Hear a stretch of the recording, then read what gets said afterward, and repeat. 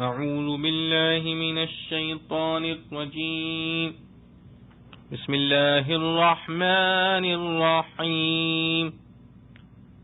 عما يتساءلون عن النبأ العظيم الذي هم فيه مختلفون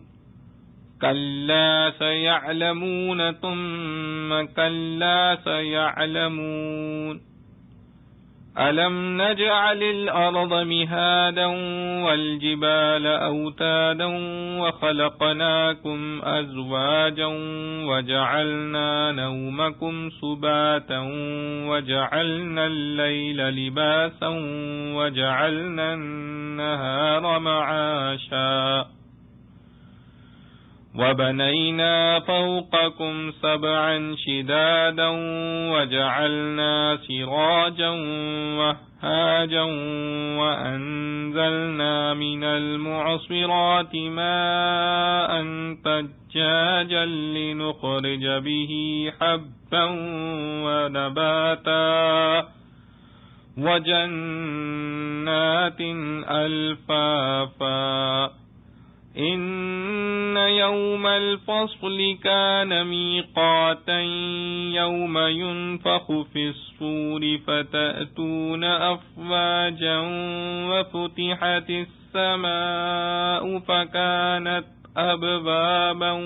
وسيرت الجبال فكانت سرابا إن جهنم كانت مرصادا للطاغين مآبا لابثين فيها أحقابا لا يذوقون فيها بردا ولا شرابا إلا حميما وغساقا جزاء وفاقا إنهم كانوا لا يرجون حسابا وكذبوا بآياتنا كذابا وكل شيء أحصيناه كتابا فذوقوا فلن نزيدكم إلا عذابا إن للمتقين مفازا حدائق وأعنابا وكواعب أترابا وكأسا دهاقا لا يسمعون فيها لغوا ولا كذابا جزاء من ربك عطاء حسابا رب السماوات والأرض وما بينهما الرحمن لا يملكون منه خطابا يوم يقوم الروح والملائكة صفا فلا يتكلمون إلا من أذن له الرحمن وقال صوابا ذلك اليوم الحق فمن شاء اتخذ إلى ربه مآبا إنا أنذرناكم عذابا قريبا يوم ينظر المرء ما قدمت يداه ويقول الكافر يا ليتني كنت ترابا. سورۃ النبا. سورہ نبا مکہ میں نازل ہوئی اور اس کی 40 آیتیں ہیں اور 2 رکوع. شروع اللہ کے نام سے جو بے حد مہربان نہایت رحم والا ہے. کیا بات پوچھتے ہیں لوگ آپس میں؟ پوچھتے ہیں اس بڑی خبر سے جس میں وہ مختلف ہیں، ہرگز نہیں اب جان لیں گے، پھر بھی ہرگز نہیں اب جان لیں گے۔ کیا ہم نے نہیں بنایا زمین کو بچھونا اور پہاڑوں کو میخیں، اور تم کو بنایا ہم نے جوڑے جوڑے، اور بنایا نیند کو تمہاری تکان دفع کرنے کے لیے، اور بنایا رات کو اوڑھنا، اور بنایا دن کمائی کرنے کو، اور چنی ہم نے تم سے اوپر 7 چنائی مضبوط، اور بنایا ایک چراغ چمکتا ہوا، اور اتارا نچڑنے والی بدلیوں سے پانی کا ریلا تاکہ ہم نکالیں اس سے اناج اور سبزہ، اور باغ پتوں میں لپٹے ہوئے۔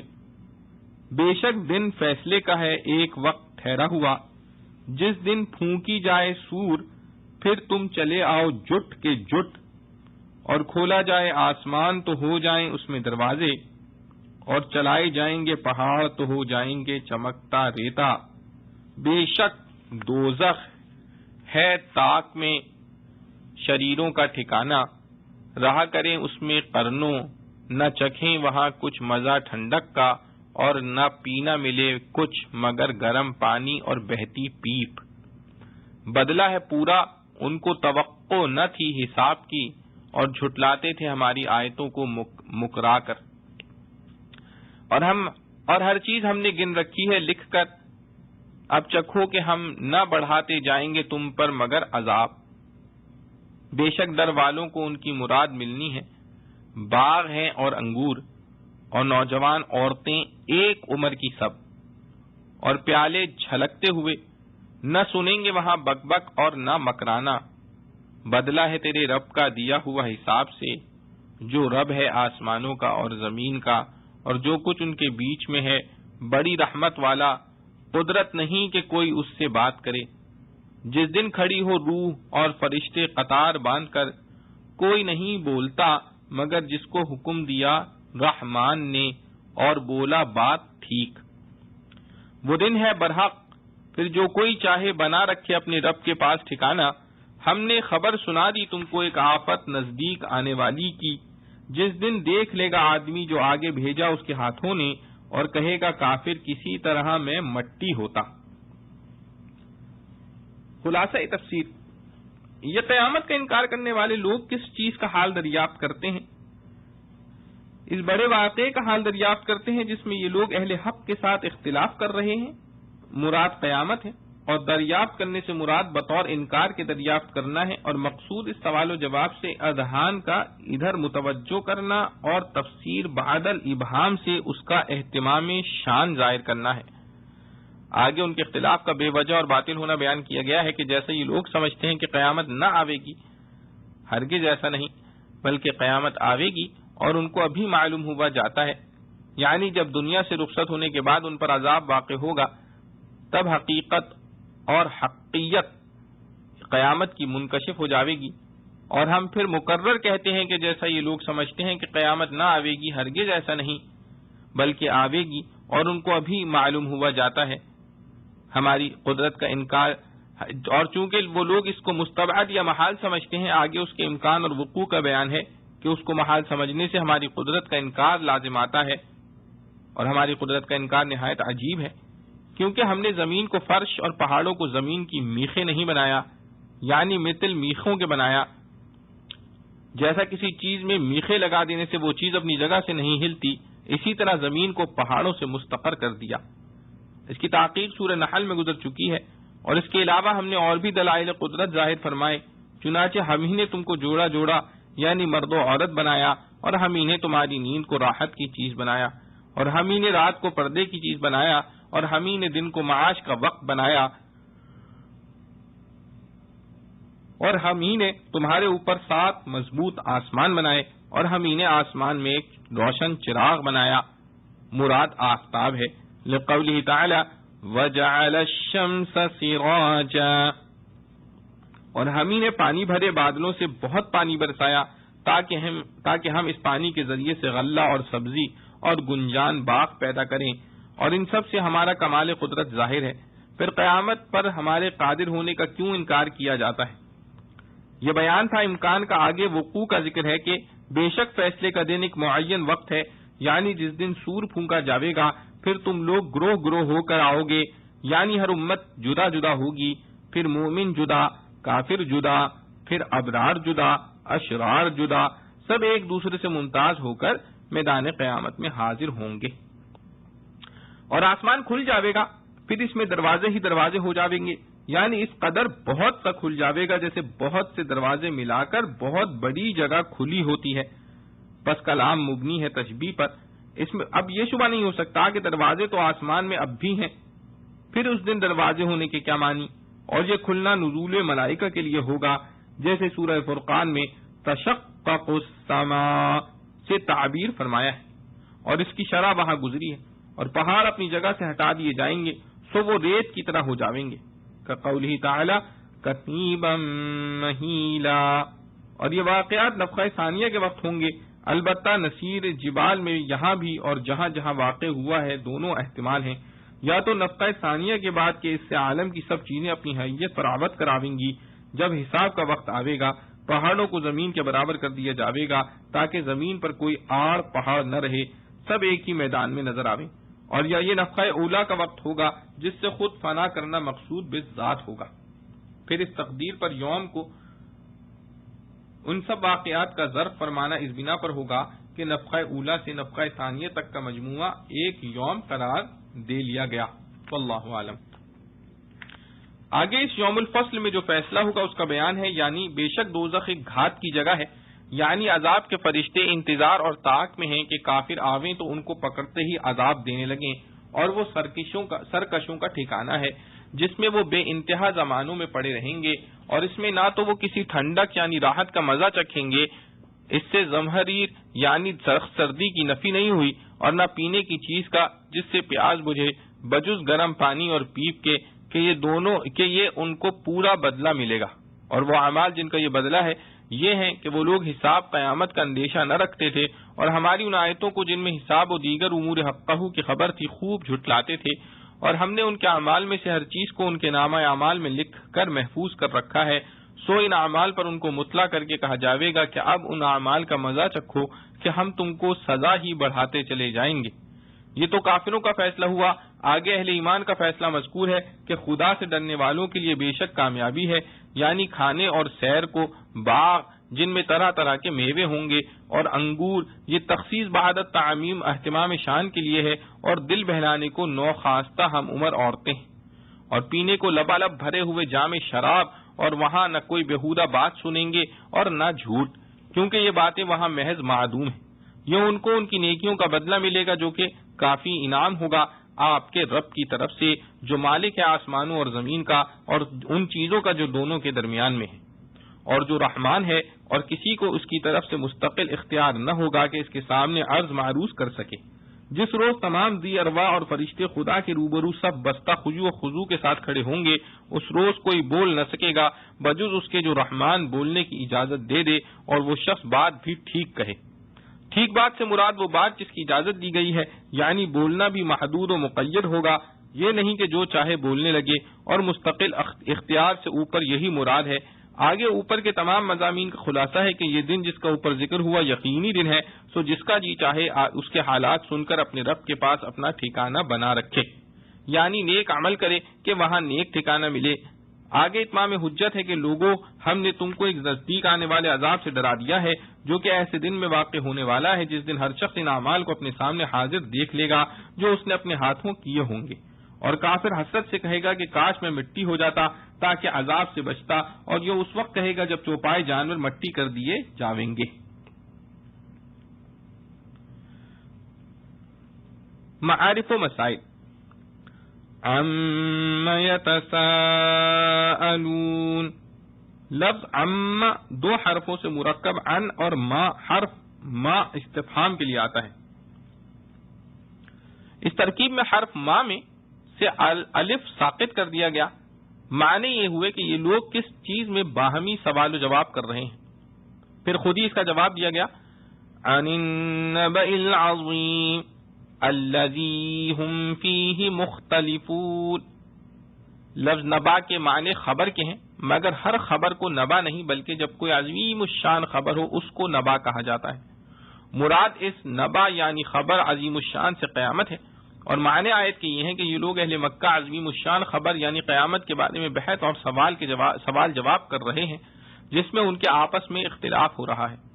حضرت ابن عباس رضی اللہ عنہ سے منقول ہے کہ جب قرآن کریم نازل ہونا شروع ہوا تو کفار مکہ اپنی مجلسوں میں بیٹھ کر اس کے متعلق رائے زنی اور چہ مگویاں کیا کرتے تھے۔ قرآن میں قیامت کا ذکر اہمیت کے ساتھ آیا ہے اور ان کے نزدیک گویا یہ محال چیز تھی، اس لیے اس میں گفتگو بکثرت چلتی تھی، کوئی تصدیق کرتا کوئی انکار۔ اس لیے سورت کے شروع میں ان کا یہ حال ذکر کر کے آگے قیامت کا واقع ہونا مذکور ہے، اور ان کے نزدیک جو اس کے واقع ہونے میں اشکال اور استبعاد تھا اس کا جواب دیا گیا۔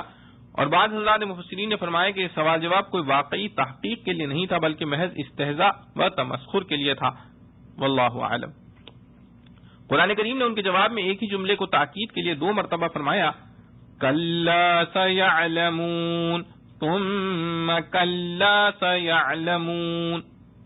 کلا کے معنی ہے ہرگز نہیں، مراد یہ ہے کہ یہ سوال و جواب اور بحث و تحقیق سے سمجھ میں آنے والی چیز نہیں، وہ تو جب سامنے آئے گی اس وقت حقیقت معلوم ہوگی۔ یہ ایک ایسی یقینی چیز ہے جس میں بحث و سوال و انکار کی کوئی گنجائش نہیں۔ پھر فرمایا کہ اس کی حقیقت خود ان لوگوں پر عنقریب واضح ہو جائے گی، یعنی مرنے کے بعد ان کو دوسرے عالم کی چیزوں کا انکشاف ہوگا اور وہاں کے ہولناک مناظر کو آنکھوں سے دیکھ لیں گے۔ اس وقت حقیقت کھل جائے گی۔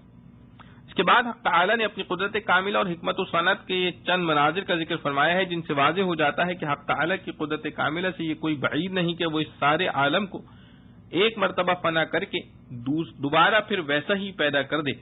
اس میں زمین اور اس کے پہاڑوں کی تخلیق، پھر انسان کی تخلیق مرد و عورت کے جوڑے کی صورت میں بیان فرمائی، پھر انسان کی راحت اور صحت اور کاروبار کے لیے سازگار حالات پیدا کرنے کا ذکر فرمایا۔ اس میں ایک یہ ارشاد ہے،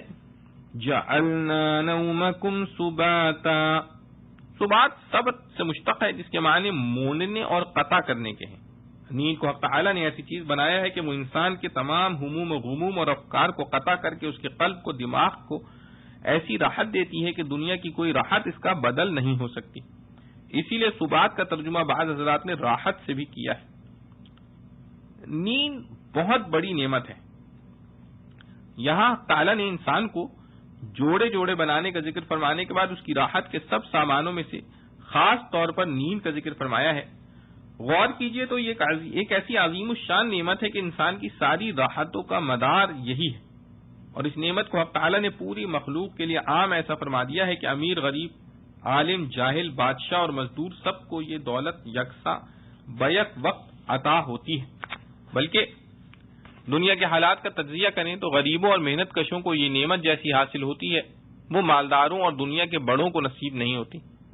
ان کے پاس راحت کے سامان، راحت کا مکان، ہوا اور سردی گرمی کے اعتدال کی جگہ، نرم گدے، تکیے سب کچھ ہوتے ہیں جو غریبوں کو بہت کم ملتے ہیں، مگر نیند کی نعمت ان گدوں،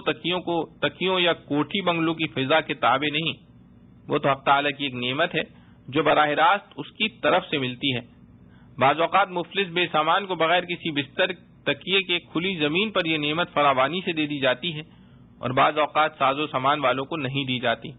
ان کو خواب آور گولیاں کھا کر حاصل ہوتی ہے، اور بعض اوقات وہ گولیاں بھی کام نہیں کرتی۔ پھر غور کرو کہ اس نعمت کو حق تعالی نے جیسا ساری مخلوق، انسان اور جانور کے لیے عام فرمایا ہے اور مفت بلا محنت سب کو دیا ہے، اس سے بڑی نعمت یہ ہے کہ صرف مفت بلا محنت ہی نہیں بلکہ اپنی رحمت کاملہ سے اس نعمت کو جبری بنا دیا ہے کہ انسان بعض اوقات کام کی کثرت سے مجبور ہو کر چاہتا ہے کہ رات بھر جاگتا ہی رہے،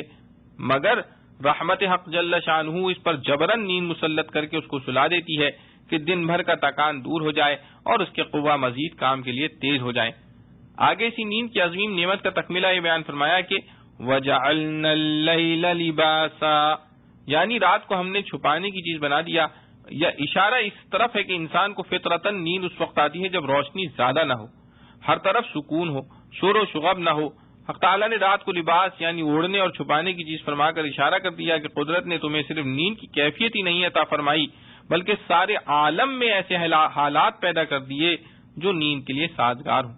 اول رات کی تاریکی، دوسرے پورے عالم انسان اور جانور سب پر بیک وقت نیند کا مسلط ہونا کہ کہ جب سبھی سو جائیں گے تو پورے عالم میں سکون ہوگا، ورنہ دوسرے کاموں کی طرح اگر نیند کے اوقات بھی مختلف لوگوں کے مختلف ہوا کرتے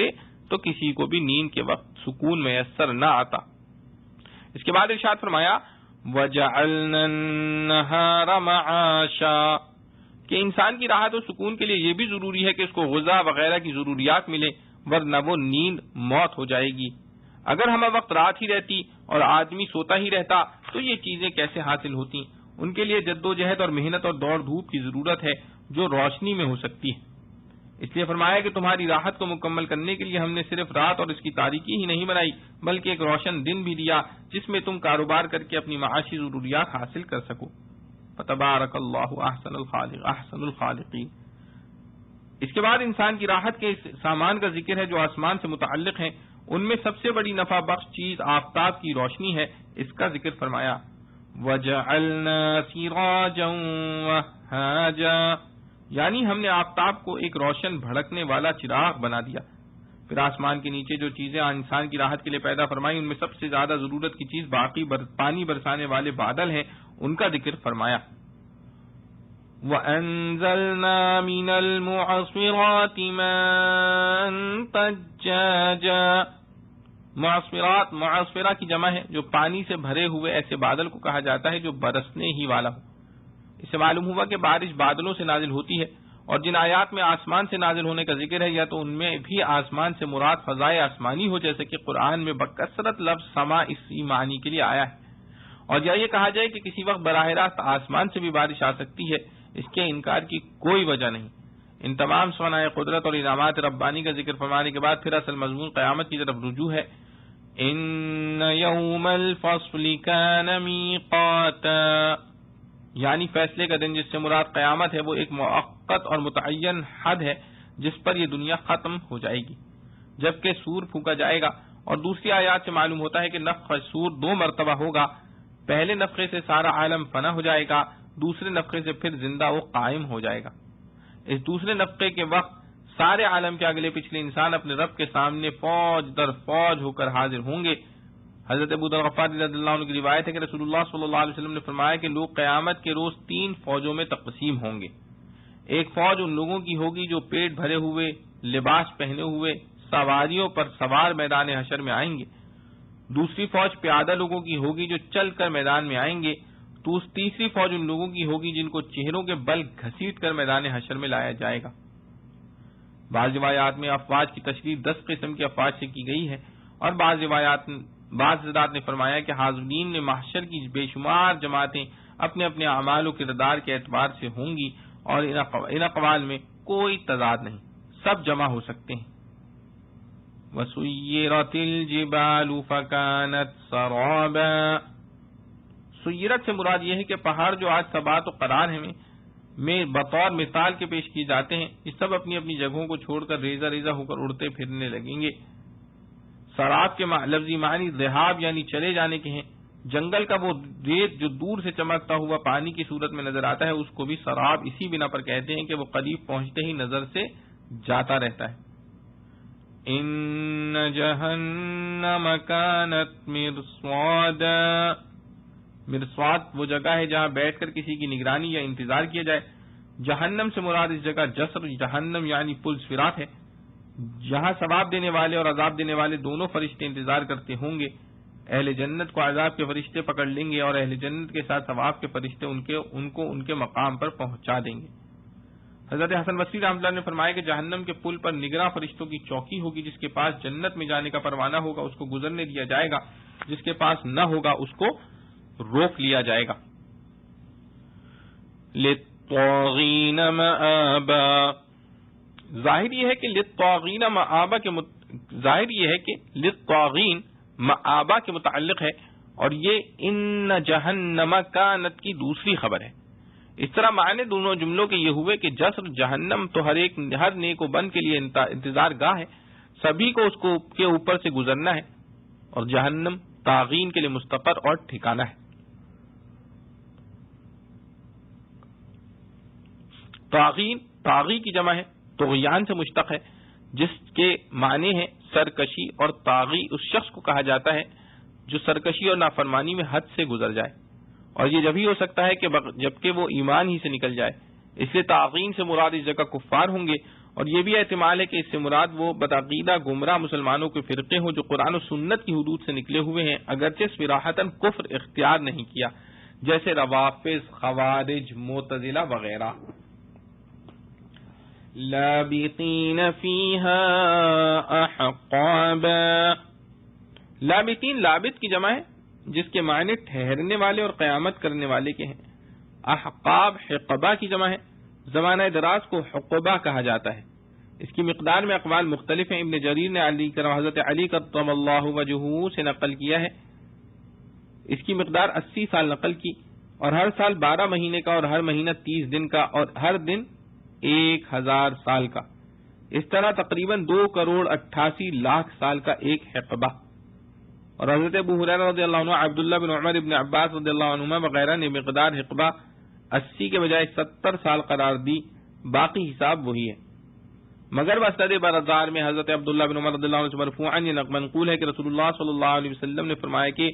تم میں سے جو لوگ گناہوں کی سزا میں جہنم میں ڈالے جائیں گے، کوئی اس وقت تک جہنم سے نہ نکلے گا جب تک اس میں چند احقاب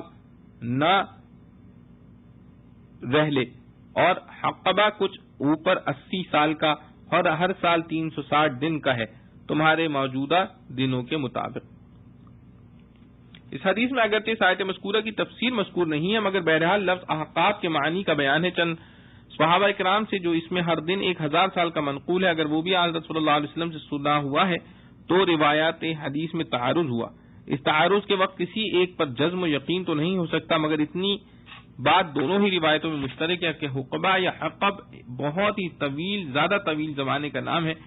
اسی لیے بیضاوی نے احقاباً کی تفسیر ظہور متتابعہ سے کی ہے، یعنی پے در پے بہت سے زمانے۔ جہنم کے خلود اور دوام پر اشکال و جواب۔ حقبہ کی مقدار کتنی بھی طویل سے طویل قرار دی جائے، بہرحال وہ متناہی اور محدود ہے۔ اس سے مفہوم ہوتا ہے کہ اس مدت طویلہ کے بعد کفار اہل جہنم بھی جہنم سے نکل جائیں گے، حالانکہ یہ قرآن مجید کی دوسری واضح نصوص کے خلاف ہے جن میں خالدین فیہا ابدا کیا الفاظ آئے ہیں، اور اسی لیے امت کا اس پر اجماع ہے کہ نہ جہنم کبھی فنا ہوگی، نہ کفار کبھی اس سے نکالے جائیں گے۔ سدی نے حضرت مرہ بن عبداللہ سے نقل کیا ہے کہ کفار اہل جہنم کو اگر یہ خبر دی جائے کہ ان کا قیام جہنم میں دنیا بھر میں جتنی کنکریاں تھیں ان کی برابر ہوگا تو وہ اس پر بھی خوش ہوں گے کہ بالآخر یہ کنکریاں اربوں خربوں کی تعداد میں صحیح پھر بھی محدود اور متناہی تو ہیں، بہرحال کبھی نہ کبھی عذاب سے چھٹکارا ہو جائے گا۔ اور اگر اہل جنت کو یہی خبر دی جائے کہ ان کا قیام جنت میں دنیا بھر کی کنکریوں کے عدد کے مطابق سالوں رہے گا تو وہ غمگین ہوں گے کہ کتنی ہی مدت دراز صحیح، مگر بہرحال اس مدت کے بعد جنت سے نکال دیے جائیں گے۔ بہرحال اس آیت میں احقاباً کے لفظ سے جو یہ مفہوم ہوتا ہے کہ چند احقاب کے بعد کفار اہل جہنم بھی جہنم سے نکال لیے جائیں گے، تمام نصوص اور اجماع امت کے خلاف ہونے کی بنا پر یہ مفہوم معتبر نہیں ہوگا کہ ان کو جہنم میں رہنا پڑے گا۔ اس سے یہ لازم نہیں، کیونکہ اس آیت میں اس کی تصریح تو ہے نہیں کہ احقاب کے بعد کیا ہوگا، صرف اتنا ذکر ہے کہ مدت احقاب ان کو جہنم میں رہنا پڑے گا۔ اس سے یہ لازم نہیں آتا کہ احقاب کے بعد جہنم نہیں رہے گا یا یہ لوگ اس سے نکال لیے جائیں گے۔ اس لیے حضرت حسن رضی اللہ عنہ نے اس کی تفسیر میں فرمایا کہ اس آیت میں تعالیٰ نے اہل جہنم کے لیے جہنم کی کوئی میعاد اور مدت مقرر نہیں فرمائی جس کے بعد ان کا اس سے نکل جانا سمجھا جائے، بلکہ مراد یہ ہے کہ جب ایک حصہ زمانے کا گزر جائے گا تو دوسرا شروع ہو جائے گا، اسی طرح دوسرے کے بعد تیسرا، چوتھا، یہاں تک کہ عبدالآباد یہی سلسلہ رہے گا۔ اور سعید بن جبیر رحمۃ اللہ علیہ نے قتادہ سے بھی یہی تفسیر روایت کی ہے کہ احقاب سے مراد وہ زمانہ ہے جس کا انقطاع اور انتہا نہیں بلکہ ایک حقب جہنم ہوگا تو دوسرا حقب آ جائے گا، اور یہی بلکہ ایک حقب ختم ہوگا تو دوسرا حقب آ جائے گا، اور یہی سلسلہ ابد تک رہے گا۔ اور یہاں ایک دوسرا احتمال اور بھی ہے جس کو ابن کثیر نے یحتمل کے لفظ سے بیان کیا ہے، اور قرطبی نے فرمایا کہ یہ بات بھی ممکن ہے، اور مظہری نے اسی کو اختیار کیا ہے۔ وہ احتمال یہ ہے کہ اس آیت میں لفظ طاغین سے مراد کفار نہ لیے جائیں بلکہ وہ اہل توحید جو عقائد باطلہ کے سبب اسلام کے گمراہ فرقوں میں شمار ہوتے ہیں، جن کو محدثین کی اصطلاح میں اہل احوا کہا جاتا ہے، وہ مراد ہوں۔ تو آیت کا حاصل یہ ہوگا کہ ایسے اہل توحید غلمہ گو جو عقائد باطلہ رکھنے کے سبب کفر کی حدود تک پہنچے ہوئے تھے مگر صحیح کافر نہ تھے، وہ مدت عقاب جہنم میں رہنے کے بعد بالآخر کلمہ توحید کی بدولت جہنم سے نکال لیے جائیں گے۔ مظہری نے اس احتمال کی تائید میں وہ حدیث مرفوع بھی پیش کی جو اوپر حضرت عبداللہ بن عمر رضی اللہ عنہ سے بحوالہ مسند بازار نقل ہو چکی ہے، جس میں آپ نے یہی بیان فرمایا ہے کہ مدت احقاب گزرنے کے بعد یہ لوگ جہنم سے نکال لیے جائیں گے۔ مگر ابو حیان نے فرمایا کہ بعد کی آیات انہم کانوا لا یرجون حسابا وکذبوا بآیاتنا کذابا اس احتمال کے منافی ہیں کہ طاغین سے مراد اس جگہ اہل توحید اور گمراہ فرقے ہوں، کیونکہ ان آخری آیات میں قیامت کے انکار اور تکذیب رسول کی تصریح ہے۔ اسی طرح ابو حیان نے مقاتل کے اس قول کو بھی فاسق قرار دیا ہے کہ اس آیت کو منسوخ مانا جائے، اور ایک جماعت مفسرین نے ایک تیسرا احتمال اس آیت کی تفسیر میں قرار دیا ہے کہ اس آیت کے بعد کا جملہ لا يذوقون فيها بردا ولا شرابا الا حمیما وغساقا یہ احقابا سے جملہ حالیہ ہوا، اور معنی آیت کے یہ ہوں گے کہ احقاب کے زمانے دراز تک یہ لوگ نہ ٹھنڈی لذیذ ہوا کا ذائقہ چکھیں گے نہ کسی کھانے اور پینے کی چیز کا بجز حمیم اور غساق۔ پھر عقاب گزرنے کے بعد ہو سکتا ہے کہ یہ حال بدل جائے اور دوسری اقسام کے عذاب ہونے لگیں۔ حمیم وہ کھولتا ہوا گرم پانی ہے کہ جب چہرے کے قریب آئے گا تو اس کا گوشت جل جائے گا، اور جب پیٹ میں ڈالا جائے گا تو اندرونی اعضاء کے ٹکڑے ٹکڑے ہو جائیں گے، اور غساق وہ خون اور پیپ وغیرہ جو اہل جہنم کے زخموں سے نکلے گی۔ جزاء وفاقا یعنی جو سزا ان کو جہنم میں دی جائے گی وہ ان کے عقائد باطلہ اور اعمال سیئہ کے مطابق ہوگی، از روئے عدل و انصاف اس میں کوئی زیادتی نہ ہوگی۔ فذوقوا فلن نزیدکم الا عذابا یعنی جس طرح تم دنیا میں اپنے کفر و انکار میں زیادتی ہی کرتے چلے گئے اور اگر جبرن تمہیں موت نہ آ جاتی تو اور بڑھتے ہی رہتے، اسی طرح آج اس کی جزا یہ ہے کہ تمہارا عذاب بڑھتا ہی چلا جائے۔ یہاں تک کفار و فجار کی سزا کا بیان تھا، آگے اس کے بالمقابل مؤمنین متقین کے ثواب اور نعمائے جنت کا تذکرہ ہے۔ ان نعمتوں کے ذکر فرمانے کے بعد ارشاد فرمایا جزاء من ربک عطاء حسابا یعنی اوپر جنت کی جن نعمتوں کا ذکر آیا ہے یہ جزا ہے مومنین کے لیے اور عطا ہے ان کے رب کی طرف سے عطاء کثیر۔ یہاں ان نعمتوں کو اول جزائے اعمال بتلایا، پھر عطاء ربانی۔ بظاہر ان دونوں میں تضاد ہے، کیونکہ جزا اس چیز کو کہا جاتا ہے جو کسی چیز کے بدلے میں ہو، اور عطا وہ ہے جو بلا کسی بدلے کے بطور انعام و احسان ہو۔ قرآن کریم نے ان دونوں لفظوں کو یکجا جمع کر کے اس طرف اشارہ کر دیا کہ جنت میں داخل ہونا اور اس کی نعمتیں صرف صورت اور ظاہر کے اعتبار سے تو اہل جنت کے اعمال کی جزا ہے، لیکن حقیقت کے اعتبار سے وہ خالص عطاء ربانی ہے، کیونکہ انسانی اعمال تو ان نعمتوں کا بھی بدلہ نہیں بن سکتے جو ان کو دنیا میں دے دی گئی ہیں۔ آخرت کی نعمتوں کا حصول تو صرف حق تعالی کا فضل و انعام اور عطاء محض ہے، جیسا کہ حدیث میں حضرت صلی اللہ علیہ وسلم نے فرمایا ہے کہ کوئی شخص اپنے عمل سے جنت میں نہیں جا سکتا جب تک کہ حق تعالی کا فضل نہ ہو۔ صحابہ کرام رضوان اللہ علیہم اجمعین نے عرض کیا کہ کیا آپ صلی اللہ علیہ وسلم نے فرمایا کہ ہاں میں بھی اپنے عمل سے جنت میں نہیں جا سکتا۔ اور لفظ حسابہ کے دو معنی ہو سکتے ہیں، ائمہ تفسیر میں بعض نے پہلے بعض نے دوسرے معنی لیے ہیں۔ پہلے معنی حسابا عطا کافیہ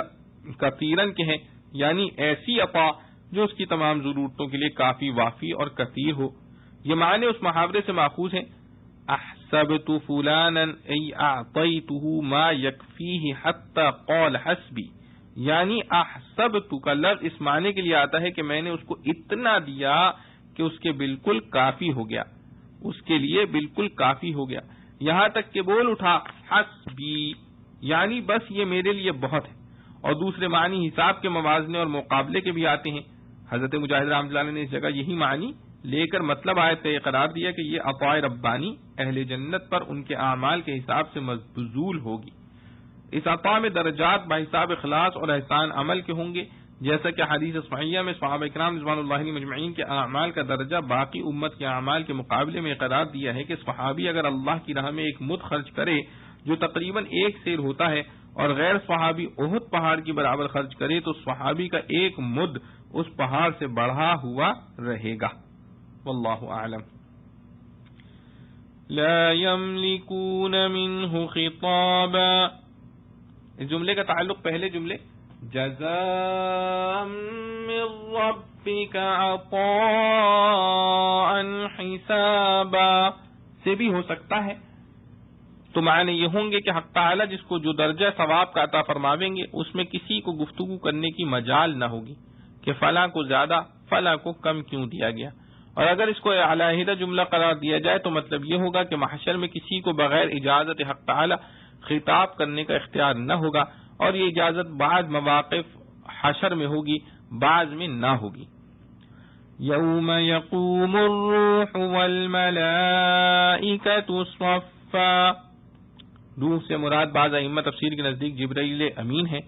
ان کا ذکر عام ملائکہ سے پہلے ان کی عظمت شان کے اظہار کے لیے ہے، اور بعض روایات مرفوعہ میں ہے کہ روح اللہ تعالیٰ کا ایک عظیم الشان لشکر ہے